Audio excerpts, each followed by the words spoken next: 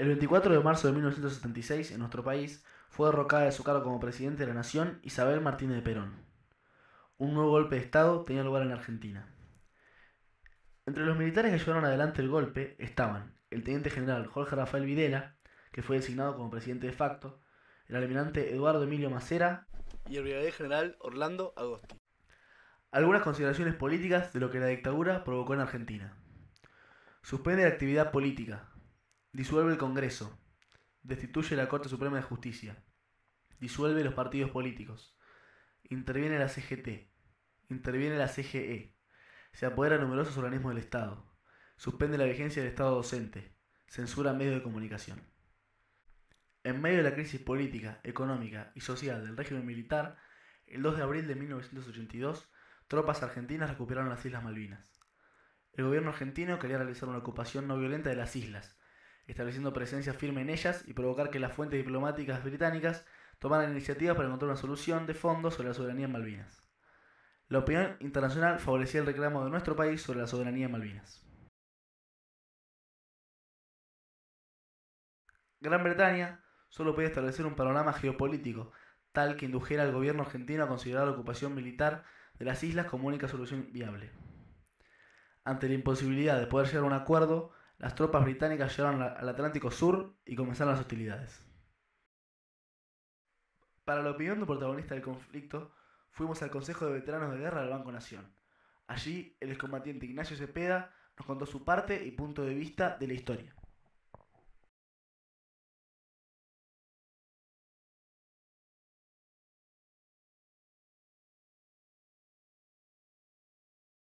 Yo lo que calculo es que, bueno,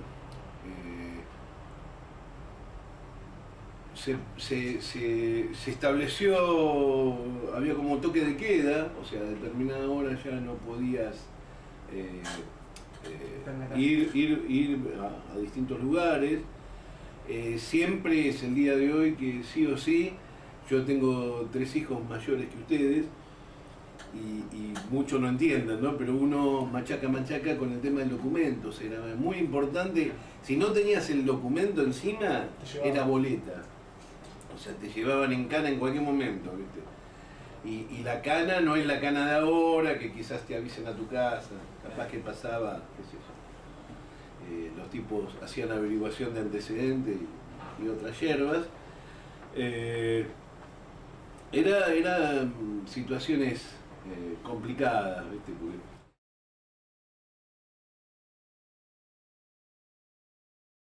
bueno, antes había una enseñanza con respecto a las islas, que sabía que existían las Islas Malvinas, sabía que había una colonia inglesa, sabía que eran comúnmente llamadas en aquel tiempo las hermanitas perdidas, pero bueno, tan solo eso. ¿Y en la sociedad más o menos se hablaba del tema o era...? No se hablaba porque al menos no era una cuestión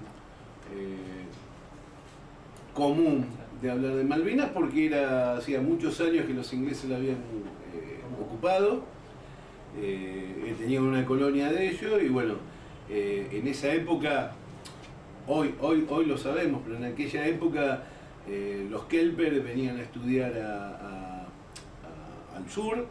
Los Kelper eran tratados en un hospital del sur. Los Kelper, había vuelos argentinos, lo único que llegaban eran los vuelos argentinos a la isla. Así que dentro de lo que era el colonialismo inglés, había una gran presencia argentina en la isla, ¿no? Sí, claro. En los medios de comunicación era todo argentino, pero bueno, sabíamos que existía. Calculo que sabíamos mucho más que muchos que después de la guerra, que se trató de ocultar. ¿Se trató más después de la guerra que no, para mí después de la guerra se trató, a nivel de educación se trató de ocultar.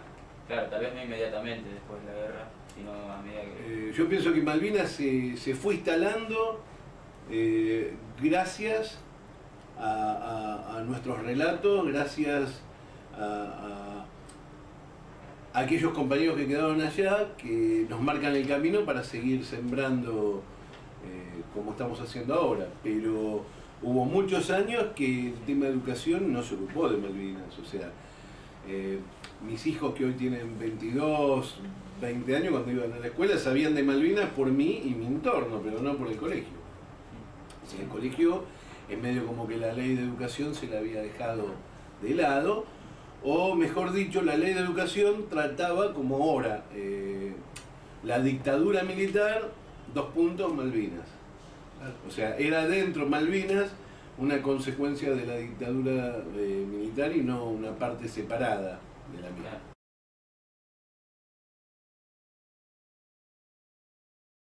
La guerra creo que no la sabía ni los jefes nuestros, ¿no? Entonces la guerra uno la fue aprendiendo a medida que iban pasando los días estando en la guerra.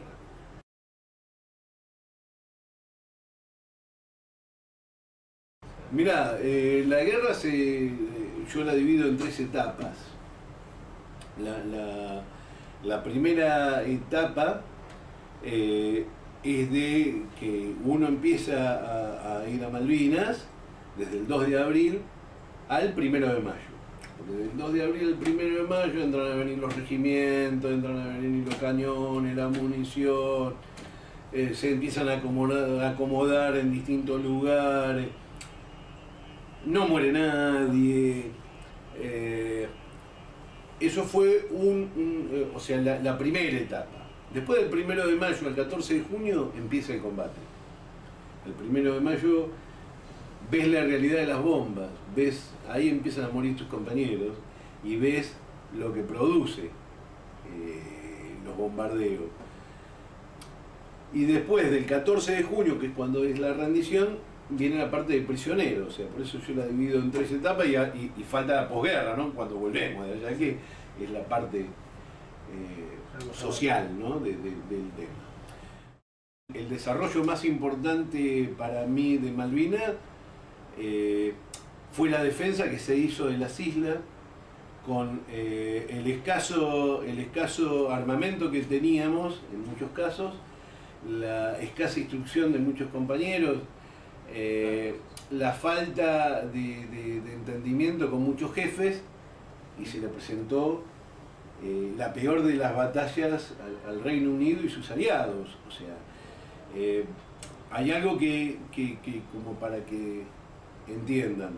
En la segunda, o sea, el movimiento que hizo Gran Bretaña por Malvinas fue después de la Segunda Guerra Mundial el más grande, o sea, empleó la cantidad de naves, pero, o sea, no movía tanto ejército, si bien es un país guerrero que guerrea de su vida.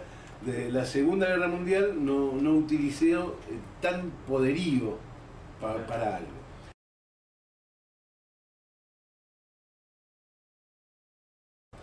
Volvemos de Malvinas, después de haber estado muchos prisioneros, qué sé yo, todos los que estábamos en la isla fuimos prisioneros, algunos tuvieron 2 días, 3 días, 1 semana, 10 días y otros un mes prisioneros.